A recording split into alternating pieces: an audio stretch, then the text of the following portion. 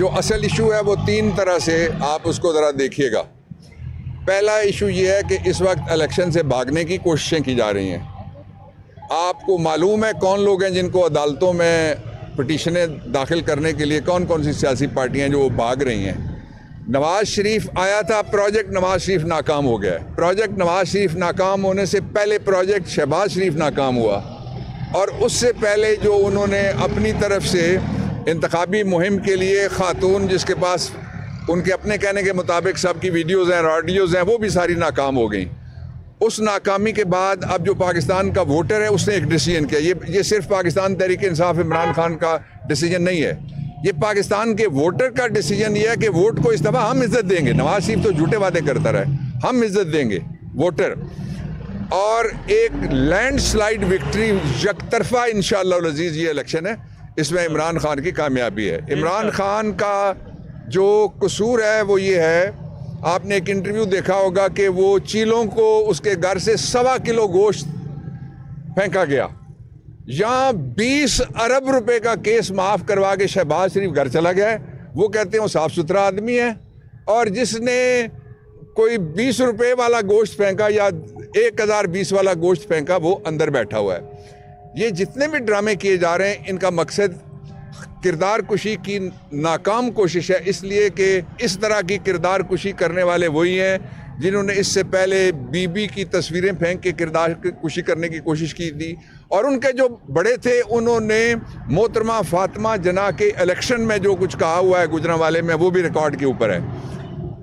जो दूसरा पहलू है इसका वो ये है कि इमरान खान साहब ने आज हिदायत जारी की हैं कि हर सीट इलेक्शन लड़ेगी पाकिस्तान तहरीक इंसाफ, हम भरपूर तरीके से इलेक्शन में जाएंगे। और साथ ही उन्होंने जो स्ट्रेटजी पाकिस्तान तहरीक इंसाफ ने बनाई थी कि किस तरह से हमने कब उम्मीदवार, कैसे हमारे उम्मीदवार सामने आएंगे, उस स्ट्रेटजी को उन्होंने अप्रूव किया है।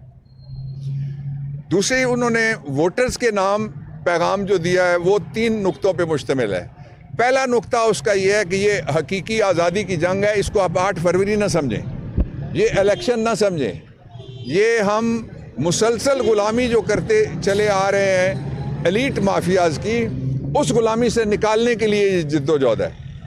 और जो तीसरी बात है, दूसरी बात है इसकी, वो मैं आपके सामने रखना चाहता हूँ, वो ये है कि लोगों को समझ नहीं आ रही कि इस ये जो बिल्डिंग है आपके सामने और हमारे पीछे, इस बिल्डिंग को हम क्या कहें?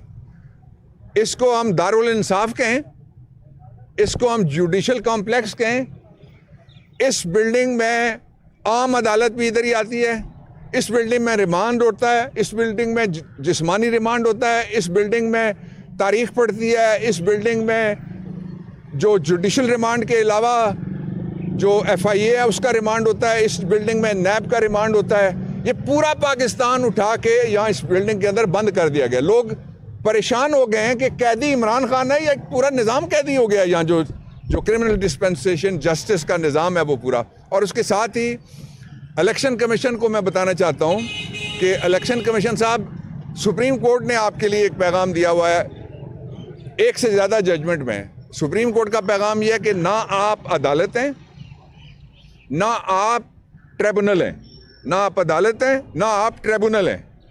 इसलिए आप किस तरह से उठ के इलेक्शन कमीशन ऑफ पाकिस्तान एक आईनी इदारा है, वो उठ के कहता है मैं जेल में भी इमरान खान के लिए जाने के लिए तैयार हूं। आपको क्या जल्दी पड़ी हुई है?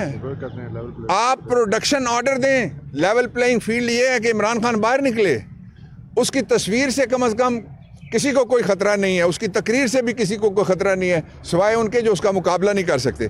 तीसरी और आखिरी बात जो मैं आपको बताना चाहता हूँ वो इससे भी ज़्यादा हद से गुजरी हुई बात है। वो ये है कि हमें किसी जगह हमारे जितने लोग केपी के लोगों को, केपी के वोटर्स को, केपी की लीडरशिप को, वर्कर्स को इमरान खान ने शाबाश भेजी है और सलाम भेजा है जो मैं उन तक पहुँचा रहा हूँ। वो जिन हालात में बाहर निकले हैं, पंजाब भी निकलेगा, सिंध भी निकलेगा, बलूचिस्तान भी निकलेगा, गिलगित भी निकलेगा, AJK भी निकलेगा। लेकिन इलेक्शन कमीशन को मुकदमात में फंसाने के लिए जो आज भी एक पिटीशन गई थी, इन पिटीशनों से बचने का रास्ता ये है कि इलेक्शन कमीशन से मुतालबा है कि आप फौरी तौर पे शेड्यूल अनाउंस करें शेड्यूल अनाउंस करेंगे तो आइन में लिखा हुआ है जो एग्जीक्यूटिव अथॉरिटी है वो आपके मातहत हो जाएगी टिल द इलेक्शन। इसलिए फ़ौरन शेड्यूल अनाउंस करें, फ़ौरन हमें जलसों की इजाज़त दें, फ़ौरन जो हमारे गिरफ्तार शुदा लोग हैं उनकी रिहाई का आप ऑर्डर जारी करें, और फ़ौरन आप कहें कि जो इलेक्शन लड़ना चाहेगा अगर उसके पास एक अदालत की किसी जगह से कोई इजाज़तनामा होगा बेल की सूरत में या प्री अरेस्ट बेल की सूरत में या प्रोटेक्टिव की सूरत में, तो आप ऑर्डर जारी करें, उसको गिरफ्तार किसी नामालूम मुकदमे में नहीं किया जाएगा। ये वो हालात हैं जिनके अंदर ये इलेक्शन होने जा रहा है। एक पार्टी ने सिर्फ तैयारी मुकम्मल की हुई है अपनी, सिर्फ एक पार्टी है, वो है पाकिस्तान तहरीक इंसाफ, और उस एक पार्टी का एक बंदा भी ऐसा नहीं है जिसके खिलाफ उन्होंने कोई ना कोई इंक्वायरी, कोई ना कोई प्रोब, कोई ना कोई इन्वेस्टिगेशन ना शुरू की हुई हो। और सिर्फ एक बंदे के लिए सारा निज़ाम यहाँ चल के आता है। ये पूरी पाकिस्तान की कौम की तौहीन है कि किसी के पास और कोई काम नहीं बचा, सिर्फ इमरान खान को प्रोसिक्यूट करना है। इसके बावजूद ये इमरान खान का पैगाम है वोटर्स के लिए कि 8 फरवरी ये आज कल फिर उन्होंने 4 रुपये बिजली का यूनिट बढ़ा दिया है। ये बिजली बम रोज़ मार रहे हैं, ये गैस नहीं है, गैस बम मार रहे हैं, ये महंगाई बम मार रहे हैं। इन सारे बमों का मुकाबला करने के लिए आपने बला बम चलाना है इंशाल्लाह। जी जुदा साहब, एक तो आप बताइएगा आज की जो समाअत हुई है अर्ली हेयरिंग की कि ये इत्तफाक हमारा, उसके ऊपर दलाइल क्या थे, क्या मुकम्मल दलाइल दिए गए हैं या आइंदा समाअत पर भी तलब किए गए? बहुत शुक्रिया आपका। आज तोशाखाना केस के अंदर इमरान खान साहब की जो प्री अरेस्ट बेल है जो ऑलरेडी इस्लामाबाद हाई कोर्ट ने रिस्टोर की थी, उसकी तारीख लगी हुई थी। ये ओरिजिनली कल केस लगा हुआ था और इसको कोर्ट ने नेक्स्ट वेडनेसडे यानी 13 तारीख के लिए एडजर्न किया था, और कल नैब की तरफ से बार बार ये रिक्वेस्ट की गई थी कि ये केस जो है वो आप जल्दी इसको फिक्स करें, लेकिन अदालत की जानिब से उनकी इस्तदा को नामंजूर किया गया और इस केस को 13 तारीख म्यूचुअली कंसेंट के साथ, यानी हमने भी इसको कंसेंट दी और उन्होंने भी माना कि ठीक है 13 तारीख को इसके ऊपर फाइनल आर्गूमेंट्स होंगे। लेकिन हमें बहुत सरप्राइज़ हुआ कि रात को अदलिया का जो इस अदालत का जो नुमाइंदा है एक, उसकी तरफ से हमें कॉल मौसूल हुई कि अदालती औकात के बाद एक दरख्वास्त दायर की गई है नैब की जानिब से, जिसमें जज साहब की तरफ से ये इंस्ट्रक्शंस हैं कि इस पे समाअत कल सुबह 11 बजे यहाँ पे होगी, और आज उसी दरख्वास्त के ऊपर समाअत थी।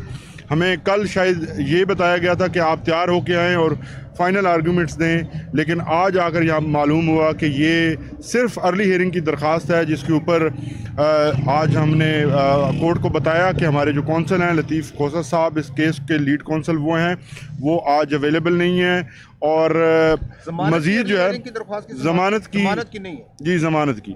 और अब हमारी इस्तदा पर फिर से जो है वो इसको 13 तारीख की बजाय इसको दोबारा नैब की इस्तदा के मुताबिक इसको 11 तारीख के लिए फ़िक्स किया गया है। तो सवाल ये पैदा होता है कि इस केस में ऐसी अर्जेंसी रातों रात क्या आ गई। हम ये सवाल अदालत से भी पूछा है और ये सवाल पूरी कौम भी पूछ रही है कि क्या जल्दी आ पड़ी है कि आधी रात को फिर से अदालत लगाई गई और आधी रात को फिर से जो है वो नोटिस जारी किए गए, और ये कौन से कानून और कौन से ज़ाब्ता फौजदारी में लिखा हुआ है कि आप आधी रात को फ़ोन करके जो डिफेंस काउंसिल हैं उनको आप मतला करेंगे। तो ये सूरत हाल है। अब इसकी समाअत जो है वो मंडे को होगी और इंशाल्लाह हम अपने आर्गूमेंट जो है वो एडवांस करेंगे। आ जाएँ क्योंकि आप तर्जुमान भी हैं। जो इंतखाबात नज़दीक आते जा रहे हैं, अहम तरीन जो पार्टी के कारकुन रहनुमा हैं वो छोड़ के जा रहे हैं। वासिक क़य्यूम अब्बासी ने भी ला तल्फ़ी का ऐलान कर दिया है। मज़ीद भी आवाज़ें आ रही हैं, मलक तैमूर, मसूद अकबर और दीगर ने भी ऐलान किया है। ये क्या माजरा है, पार्टी को छोड़ के जा रहे हैं? जी, बाबर रहमान साहब ने अंदर ये बड़ी डिटेल डिस्कशन हुई और खान साहब को एक बड़ा बताया कि एक सेट पैटर्न है। एक सेट पैटर्न के तहत किस तरह से लोग आते हैं, ये दुल्ला साहब से बात शुरू हुई कि आते हैं सरीना लोग ठहरते हैं और बाद में बयान होते हैं। ये मैनेज करके काम किया जा रहा है, मगर इससे फ़र्क नहीं पड़ना। बुनियादी तौर पे देखें, जिन हलकों में ये रिप्लेस करना चाह रहे हैं, अगर वासिक की बात कर लें, यूथ लीडर, ठीक है ना, तहरीक इंसाफ क्या इमरान खान के लगाए हुए पौधे हैं, और इस तरह के हज़ारों पौधे इस वक्त रावलपिंडी में मौजूद हैं। खान साहब ने जिसके पीछे थपकी मारनी है वही कल का लीडर होगा, और बल्ला इंशाल्लाह ताला इस दफ़ा गरज बरस के चलेगा। Thank you.